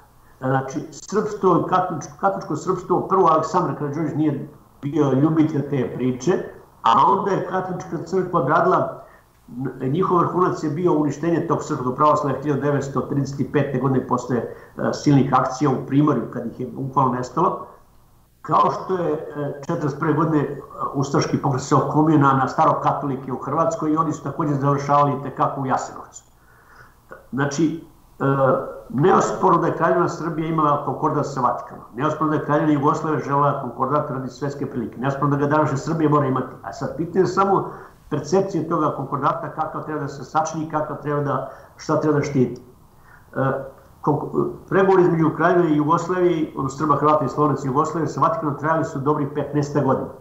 Završeni su neslavno. Sad, ono što najbitnije, po tom tekstu konkordata koji imali Srpska patrijarša i Srpski patrijarh Varnava, sve dok se nije u patrijaršu ubacili pripadnici britanske obaveštajne službe, bilo je manje više, moglo se sve dogovoriti, javljaju se Britanci sa nekim svojim idejama, počinje konkurzna kriza, brda se situacija u državi, dolazi do krvoprolića, dolazi do krvave litija, Papa tadašnji Pije 11. kaže 1937. godine doće dan, ne dao Bog, kad će se naši neki tamo koji su odbili blagoslov našeg svetog oca Isusa Hrista, namestnika, gorko zažaliti.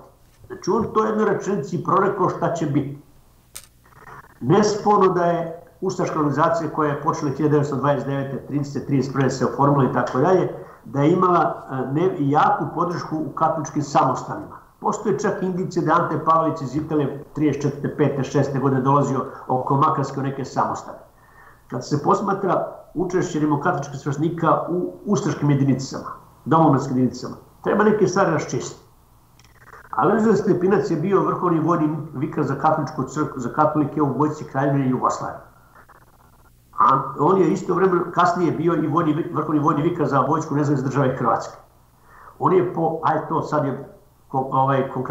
on je po komandnoj odgovornosti bio odgovoran za svo svoje sveštenstvo u njegovoj nadbiskupiji Zagrebačkoj za njihovu brigu. Nije odgovoran za Franjevce. Franjevci imaju svoj red i oni imaju svoga priora koja je druga priča. Znači, kad se kaže Filipović Majstorović Stepinac je znao što ga nije kazao. Ne može onda da kaže, ne meša se u tu priču. Međutim, Alojzije Stepinac imao svoga sveštenika Franju Žužeka u Glini. Ono je Žužek mu odgovorio, inače Slovenac, umro negde 70. koje godine. Znači, Žužek je obavestio Stepinca šta se dešava u Glini. Znači, ispričao mu priču, obavestio je, bio kod njega u Zagrebu. Jure Pašić je boravio kod Alojzija Stepinca u Zagrebu iz Jasenovačke, sveštenik iz Župi Jasenovačkoj, obavestio je Stepinca šta se sve dešava. Jedan Slovenac sveštenik, Antaš, ne mogu se da li Janec, kako je beš ime, koji je dopao Jasenovca, uspeo da pobegne, došao je do Stepinca Kapitola, tražio je pomoć, uhapšen je posle nekog dana u Zagrebu, vraćen i ubijen. Znači, Alojzije Stepinac je sve znao. Znao je po komandnoj odgovornosti. Znali su mnogi drugi, i biskupi, nadbiskupi kao koji, znali su za te sveštenike. Naravno, pored apsolutno većina negativnih odnosa rimokatoličkih sveštenika prema Srbima, postoje nekog izuzeta koji ne čine prave. Bilo ih je nekoliko u partizanskim jedinicama. Jedan rimokatolički sveštenik je, kad su ga partizani klali na Krku 1943. godine, vikao živio kralj Petar. Znači, ne branim ja katoličke sveštenike, ali govorim vas jaset primjera u kome se ne sme stvar generalizovati. I u ovom slučaju ovdje. Međutim, rimokatolička crkva u Hrvatskoj je zdušno bila izvršilac onih planova i projekata koje je radio Vatikan od ranije. Rimokatolička crkva je bila neki način dala je, tako da kažem, neviđenu jaku podršku ustaškom pokretu Anti Paveliću 28. aprila kada je on Alojzije Stepinac u svojoj okružnici. Moguće da je Stepinac od 1943. posle pada Italije malo se drugačije razmišljao o Anti Paveliću, ustašama i tako da. To je prihvatljivo, ali dotle, znači znao je Alojzija Stepinca nisu brinule što ustaše vode narod na klanju u Jasenovcu. Njega su brinule priče da li su njima udobni vagoni. Znate, to je cinizam neviđene vrste. Ono što nas interesuje Srbe, nas ne interesuje svetost Alojzija Stepinca, nas interesuje ona rečenica banalna, kakva crkva, takvi sveci. Nas interesuje jedna stvar, to je da li je Alojzije Stepinac imao aktivnu i da li je mogao da spreči neke zločine u nezavisnoj državi Hrvatskoj. Imao je aktivnu ulogu i mogao da spreči. Nije se libio da stoji za Pavelićevog sistema, besedama i sve tako dalje, propovedima, znanjem, svojim čutanjem. Što se nas tiče Srba, on je zločinac. To se može dokazati. Međutim, mi smo Srbi opet naivno naseli u ovim razgovorima između Srpske crkve i Katoličke crkve oko Stepinca. To sam hteo da vas pitam za ovu mešovitu komisiju koja je sazvana i koja se bavi beatifikacijom Alojzija Stepinca. Naseli smo njihovu priču. Hrvati su krenuli od teze da je Alojzije Stepinac komunistički mučenik. Završetak procesa beatifikacije Alojzija Stepinca će uslediti posle ovoga pape. Ovaj papa neće. Ovaj papa je se sreo sa ruskim patrijarhom na Kubi i tu postoje neki dogovori na višem svjetskom nivou.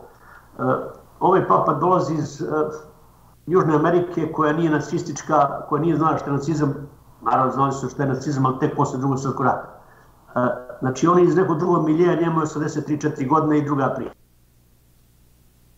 Politika je suptilna i kad smo mi u Srbiji u pitanju ima nekoliko nijansi. Prošle godine je papski nuncije iz Zagreba došao u srpski manastir u Jasenovcu, bio je u muzeju, zadržao se više 3-4 puta u Jasenovcu manastiru nego što je bio u spomen području. Bio je sa biskupom i bio je sa vladikom Slavonsko-Pakračkim Jovanom. Potom je usledilo informacije o njegovom boravku u kome je Radio Vatikan i 8 njihovih sajtova na 8 jezika obavestio da je papski nuncije bio na dan svetih jasenovačkih novomučenika u crkvi, u srpskoj crkvi, u pravoslavnoj crkvi u Jasenovcu. Znači, prvi put da je prošle godine Vatikan rekao jasenovački mučenici. Onda sa srpske strane bile, eto vidi Jovana, ekumenisti Jovan se slizao sa ovim katolicima i tako dalje. Što je tužno? Nešto se kod njih pokrenulo. Ono što naša nauka nije razrešila, a to je imamo li naučne skupove, imamo li elaborate o Stepincu, imamo li dovoljno pristup arhivskoj građi i sve tako, da možemo da zaključimo o njegovoj ulozi, činjenju, nečinju, sve tako dalje. Alojzije Stepinac i Katolička crkva u nezavisnoj državi Hrvatskoj ostali su do kraja, do 15. maja ostali su uz ustaški pokret. Naravno, postoji milion dokaza sve to i to ne može se oboriti. Posebna priča Rimokatoličke crkve Alojzija Stepinca jeste upravo Krunoslav Draganović. Znači, čovjek koji je 43. upućen u Vatikan da priprema ono što će doći. Čovjek koji 44. godine govori Amerikancima i Englezima da bi trebala nezavisna država Hrvatska da priđe na njihovu stranu. On se nudi. Naravno, njegovi igrači u Zagrebu bivaju hapšeni, ubijeni aprila 45. godine, Vokić, Lorković i ostali ministri, ta pobuna, takozvana i razgovori. O čemu se zna, Draganović je najvažniji činilac Vatikana o prebacivanju desetine hiljada nacista, ustaša, balista i šta ti ja znam, svi ti koji su pripadali nemačkom tom ešalonu u ratni saveznici, prebacivanju Južnu Ameriku i druge kontinente. Recimo, Britanci su dočepali Andrija Tukovića. On je proveo nekoliko godina u Severnoj Irskoj, znači pod Britancima. Onog moment kad on Anglo-Amerikancima i Britancima nije više trebao izručiti se kao Jugoslavije. Njemu je Jugoslavija treba da dođe da mu se sudi da bi on na miru umro, da bi bio sahranjen u Hrvatskoj. Znači, ne da mu se sudi, presuđeno mu je što postoji, suđeno mu je za banalne stvari, ne za suštinu. Dok opet se vraćamo na priču na Stepinca i Katoličku crkvu. Katolička crkva je danas spiritus movens revizije drugačijeg pogleda na prošlost nezavisne države Hrvatske i svega toga. Znači, oni su ti koji imaju svoje televizije, svoj univerzitet, svoje časopise, svoje... Ne smeta meni što oni imaju. Ja rado čitam njihove tekstove i gledam njihove neke TV emisije koliko mi dozvoljava slobodno vreme, ali sam nesrećan zbog naroda svoje države gde se to može mnogo više uraditi. Znači, još uvijek ne znamo dokumenta koji su, recimo, evo, detaljima je, zašto sam ja kiva na svoj vlad, zašto sam ja žalostan. Pouzdano znam da postoji iz 1945. godine komunistički laborat, ustaška obaveštajna služba u Beogradu 1941-1945. godine. Otiđite u arhiv pa tražite to, reći o čemu vi govorite. Onda kad mu pokažete spisak materijala koji taj arhiv čuva, kažu dakle to vam. Onda kad vi kažete imam po službenoj dužnosti, onda oni kažu, znate, o tome morate pitati to i tu agenciju. Znači, znate, on mi daje 4 koraka, a to znači, brate, ne treba ti ta priča, zaustavi se, bavi se nekim drugim stvarima. Moguće da potomci tih obaveštajaca i dalje rade istu stvar kao i njihovi preci? Ne rade, nego jednostavno strah od prošlosti. Šta ako se otkrije nešto? A šta nakon mi nađemo nečim u tim dokumentima nečega pradeda? A ima je. Recimo. Ajde, dobro. Upravo o tome govori. Evo recimo, neko od prošlih vlada u Srbije, blizak rođak je bio ministar financija države Srbije. Njegov blizak rođak je bio ustaški pukovnik. Nećemo to, daj, previše priče. Znači, možemo da se okrenemo sebi na milion raznih načina. Možemo da nađemo sebi prijatelje od Kine pa čak i do Amerikanaca. Nije svaki Amerikanac rado čitao taj film. Pogledaj će neki Amerikanac Zarod iz Jasenovca pa će imati drugačiju priču. Naravno, treba suptilno raditi jer će to treba angažovati Nikolu Jokića, treba angažovati Vladu Divca, treba Novaka Đokovića angažovati. Ne u toj slučaju, nego u nekim drugim milion slučajeva imate ljude koji će doprineti svojim ugledom mnogo toga u svetu, promene o nama, Srbima. Imate Emira Kusturicu, odnosno Nemanju Kusturicu. Imate sjest takvih primjera, imate generacije sjajne. Jedan od spoljnih srednika ovoga muzeja jeste izvesni Miloš Popović koji radi matematičar, radi digitalnu priču, radit ćemo sad uskoro Atlas genocida u Drugom svjetskom ratu na teritoriji Jugoslavije. Znači, postoje silni ljudi širom sveta koji bi doprinuli svoje stvari, ali čime se naši konzulati i ambasade bave? Znači, sad, kako to da je ustaška unuka došla do pozicije sekretara NATO-a? Kolinda Grabar-Kitarović. Gde su naši? Znači, naši su priči, ovo su Đujićevci, ovo su Jevđevićevci, ovo su Ljotićevci, ovo su ovi, ovo su on. Evo recimo ovako, izašla je u Britaniji pre izvesnog vremena jedna knjiga o fotografiji u nezavisnoj državi Hrvatskoj. Ja sam molio čoveka da mi to pošalje, molio naše sveštenike Srpske crkve u Engleskoj, koje lično znam, da mi kupe to, da mi pošalje, da ću dati novac. To je bilo sredinom prošle godine, nisam knjigu dobio. Jer ja iz muzeja ne mogu da kupim knjigu preko interneta, ne mogu da kupim, teško je to izvesti, znači može neko da mi kupi pa da mu ja refundira novac i tako dalje. A kad sam video šta Hrvatska biblioteka ima i šta imaju njihovi antikvarijati, meni je to bilo milo kad vidim šta sve oni imaju, zato što sam dobar deo fondova ovoga muzeja kupovao u Zagrebu, njihovim arhivima, njihovim bibliotekama, njihovim antikvarijatima. I znaju u nekim antikvarijatima čim se ja pojavim, zna se šta mu treba. Čak nekima se najavi da ću stići. Ne bojim se da ću ići. Nije mi neki put i prijatno, ali ne bojim se. Idem ja kod ljudi, svojih kolega koje znam. Naravno, doživio se da mi dobaci na ulici. Da kaže, njih četvorica na meni i mom drugaru pitaju da li smemo da slikamo vašu beogradsku registraciju i tako da sad. Ne znate šta vam misli. Ali, naravno, postoje milion drugih stvari o osjećanju Srba u današnjoj Hrvatskoj. Videli ste onu anketu. Ona anketa je plod situacije u Hrvatskoj. Znači, politika od koje nismo naučili ono koje se vodilo u komunističkoj Jugoslaviji. Nismo naučili od raspada, u vreme nezavisne Srbije. Nismo se prilagodili vremenima. Gde god dirnemo neku temu veću, jaču u historiografiji, u prošlosti, dolazimo do sijaset problema. Kako je moguće da je jedna Nemačka, koja je bila izvor tog nacističkog zla, apsolutno edukativno u obrazovnim institucijama, pokajnički, da kažem, uspela da reobrazuje svoj narod i da se danas veći deo građana Nemačke kaje zbog onoga što su činili njihovi preci, a da se to ne desi u komunističkoj Jugoslaviji i u Hrvatskoj? Nemački narod ili Germani su visoko disciplinovan narod, pogotovo onaj deo protestantske populacije. Kod Srba je to malo čudnije. Srbi se više deli na regionalne priče nego na zajedničku priču.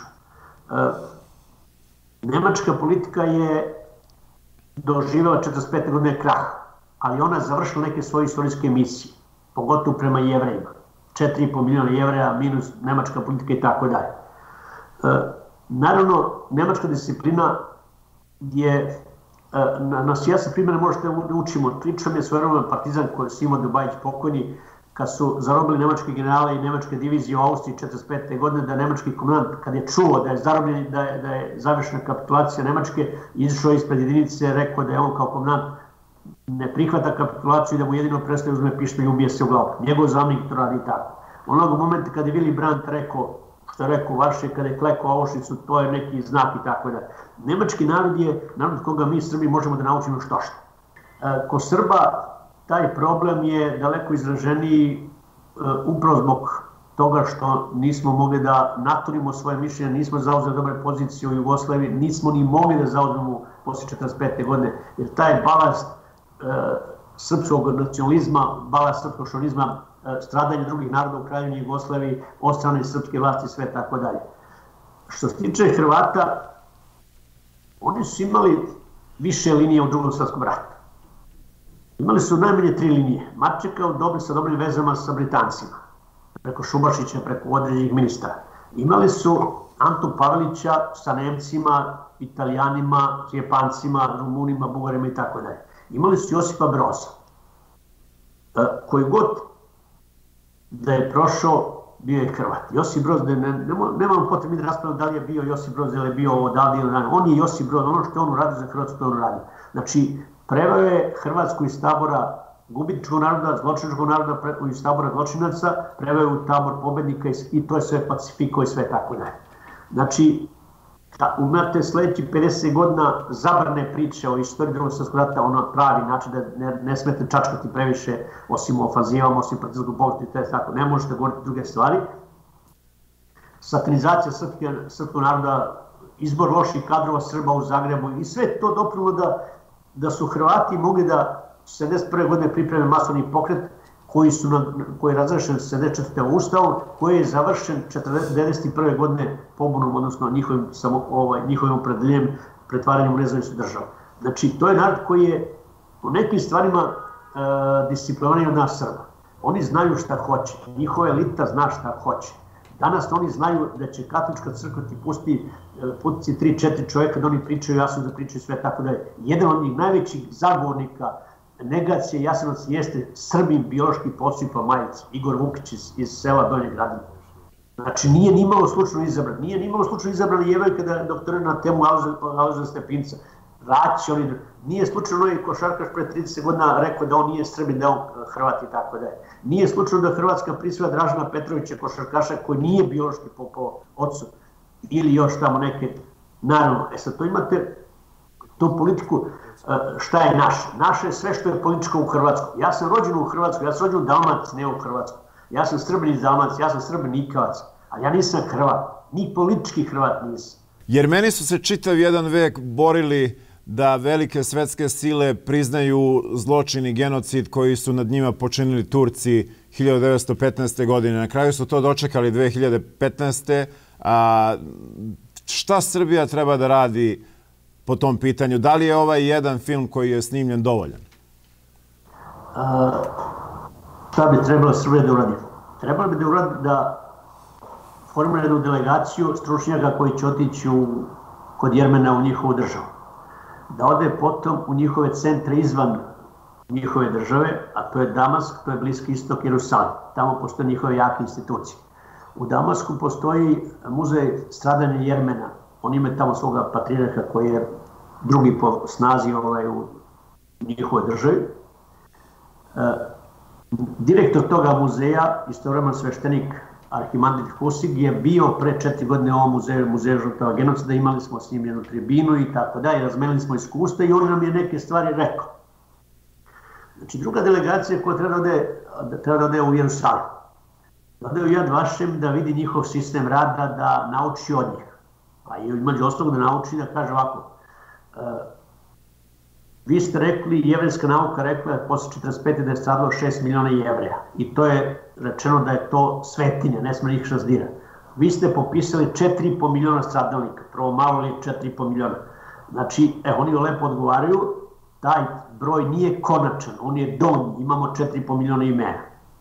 Znači, onda da vidite, pitao sam, kad sam boravio u Jerusalimu, pitao sam i direktore, pitao sam financije. Ovde, kaže, postoji donacije, privatne fondacije koje daju novac i njihovo se ime vidi na pločici, u šumi, na ulici, na trotoaru, raznim načinima, na računaru i sve to transparentno, sve to javno.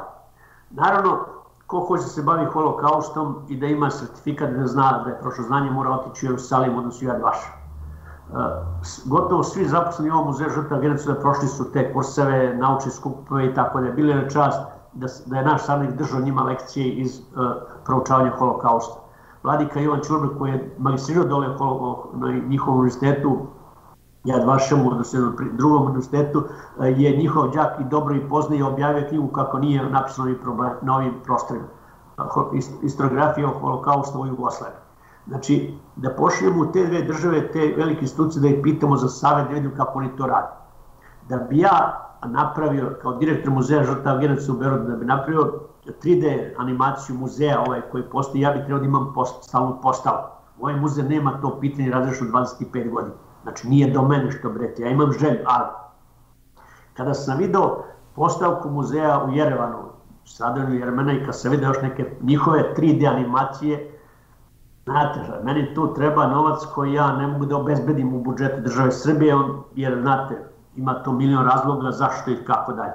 Znači, naš nacionalni odnos prema kulturi se ogleda i prema odnosu, prema prošlošću, prema učenju od drugih. Mi možemo naučiti i od Jermena, možemo naučiti i od Jevreja, ali nismo izgleda ništa naučili. Mi samo protežemo priču našu, sami sebe lažemo, pravda će na kraju pobediti. Pa nije baš istorija tako puno dala primjera da pravda na kraju pobeđuje. Znači, jedna fina priča razmjena iskustava sa Jermenima, druga priča sa Izraelcima, sa Jevrejima, možda nam bude od koristi, a da usput obiđemo bivša velika satišta Drugog svjetskog rata Auschwitz. Bio sam, dočekan sam na najvišem nivou Mauthausenu, također najvišem nivou ekipa iz muzeja koja je bila pred 2 godine tamo na studijskim putovanjima. Obišli smo muzej holokausta u Budimpešti, obišli smo druge institucije. Jedino imate zamerku što Beograd kao jedina predstavnica u Evropi nema muzej holokausta, a oni su i tekako stradali ovdje na Starom sajmištu, s druge strane reke Save na teritoriji nezavisne države Hrvatske. Znači, vi ako vidite 10 svetskih muzeja i kad vidite njihove postavke, kad vidite njihov stil rada, pa primenite to samo kod vas u vašoj državi, znači na Starom sajmištu, sve tako dalje. Imao sam čast da ugostim bivšeg pomoćnika direktora muzeja holokausta u Njujorku, u kancelariji. Pričali smo dugo, imali smo duge razgovore ovde, pitam jednog momenta po čemu sam ja specifičan, zašto stalno ja spominjem vašim jačaka, pa mi smo jači od njih u Njujorku. Rekao da, nema šta da govorim o vama kad dobar deo vaše arhive potiče iz ovoga muzeja, kažu pravost. Znači, tako da kažem, ni ovaj muzej, ne znam koliko on mali, ima svoje mesto u svetskoj muzeologiji, svetskim institucijama koje se bave kulturom sećanja. Bilo je mnogo bolje i bilo jače da odem ja do Jerevana da vidim i taj njihov muzej uživo. Bio mi ovaj arhimandrit, otiću ja kod njega, kad se naravno steknu uslovi. Bio sam ja Vašom, bio sam u Parizu, bio sam u Londonu, bio u Americi, vidjet ću još to šta. Otvoren poziv mi čeka za Vašington. Znači, može sve da učimo od drugoga, jer nemamo mi tome iskustva. Imamo samo priču o stradanju. Da, ali ta priča o stradanju mora da se pokaže sve, ne samo nama. Ne može to biti samo za unutrašnju upotrebu, mora biti i za spoljašnju upotrebu. Imamo sijaset prijatelja u svetu, imamo sijaset način da to sve prikažemo. Samo pitanje, znate ono kao u crtanom filmu, ajmo da se skupe klinci pa da razmišljaju šta i kako da se reši problem. Znači isto priča ovdje. Da bi ja video još da bi stekao više iskustva, a koje bi trebao da primenimo u Starom sajmištu u Beogradu, ja bih trebao da obiđem malo dublje te institucije u segmente da uđem. A verujte mi da sam bio 3 dana u Jad Vašemu, oni su me posmatrali šta ja sve radim. Ja sam razgledao ove senzore, gledao sam svetlike, gledao sam barometre, gledao sam silnu tu tehnologiju koju oni čuju, gledao sam njihove vojnike, pitao sam puno svega toga, naučio što šta, dočekan u prisustvu našeg ambasadora, bio ambasador Srbije. Zamolio sam tu ekipu da mi daju službenu belešku o čemu sam ja to pričao sa svojim direktorima. I ono što mi je Vladika Jovan, kad smo bili na dvojica uoči tog sastanka u Jerusalimu, u Jad Vašemu, pitao sam ga Vladika kako da se ponaša, šta da kažem, nemam iskustva. Kaže mi Vladika, ne traži ništa, ponudi. Na završnom delu razgovora ja im kažem da muzej i njegovi saradnici imaju veliko iskustvo i veliko poznavanje arhiva muzeja na teritoriji bivše Jugoslavije i da znamo šta njih muči. Da ih muči dostupnost arhiva, da ih muči ekonomska snaga jevrejske populacije u Kraljevini Jugoslavije koja je nestala u nezavisnoj državi Hrvatskoj. Mi možemo sve to da odradimo. ali nemamo pare. Sutradan kada se ispraćala jedna Jevrejka, mladi kod mene rekla je, kaže, ona naša četvorica direktora s kojom ste jučer razgovarali, kaže, šokirani. Što rekao šokirani? Pa kaže, vi ništa niste, kaže, tražili, vi ste je nudili. Znači, mi od Jevreja možemo da naučimo što, pa i ovu lekciju.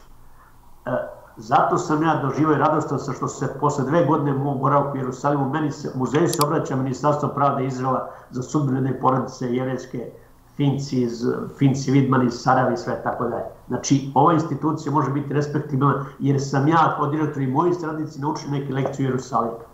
I ne treba bežati od toga. Ista, to znači odgovori na vaše prvi deo pitanja, šta možemo naučiti od Jermena?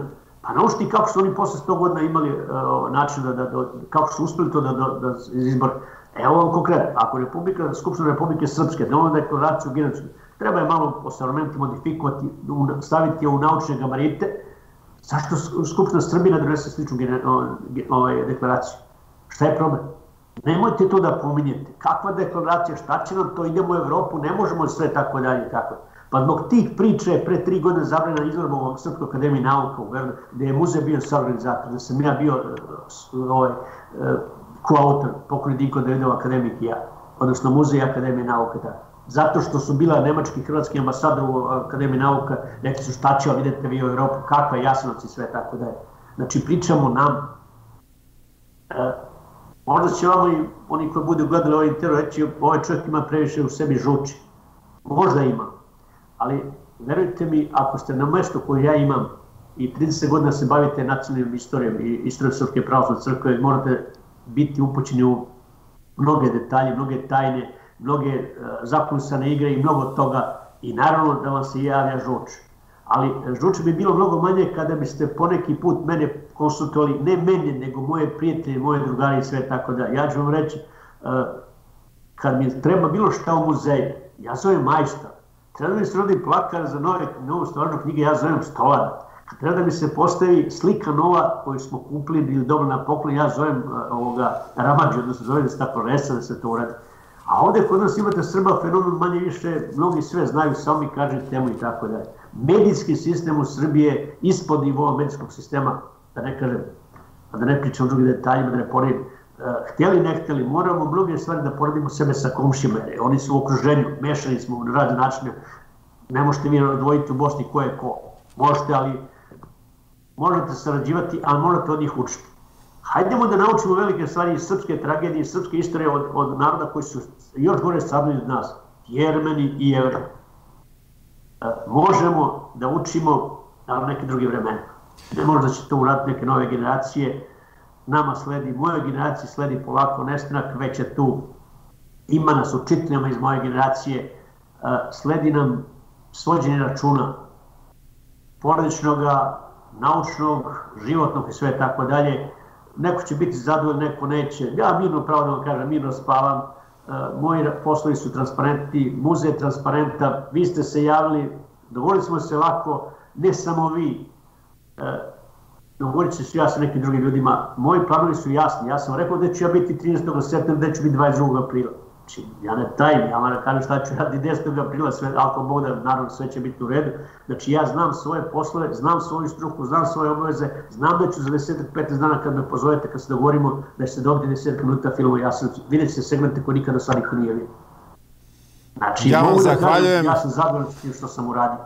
I zadovoljan sam jer moj rad cenite vi i vama slični, zato što da ne znate o mene, da ne čujete, da niste dobili preporuku, ne bi me zvali. Šta će mi još jedan čovjek koji će mi pričati praznu priču? Naravno da cenim ono što vi radite od velikog značaja za srpski narod. Ja se nadam da će neki ljudi vidjeti ovaj naš intervju, da će se neko u Beogradu dozvati pameti i da će vam omogućiti da zajedno sa vašim timom uradite ono što morate da uradite, da jednog dana srpski narod ne bi izgubio sećanje i pamćenje na te stvari koje su deo našeg bića i koje ne smemo zaboraviti ukoliko želimo da idemo u nekakvu bolju budućnost. Hvala vam puno na današnjem razgovoru. Hvala na pozivu. Vaš poziv za 10-15 dana da napravimo ovaj drugi deo priče, odnosno prikazivanje filma. Veljko Đurić-Mišina, direktor Beogradskog muzeja genocida. Hvala još jednom, svako dobro. Vama također.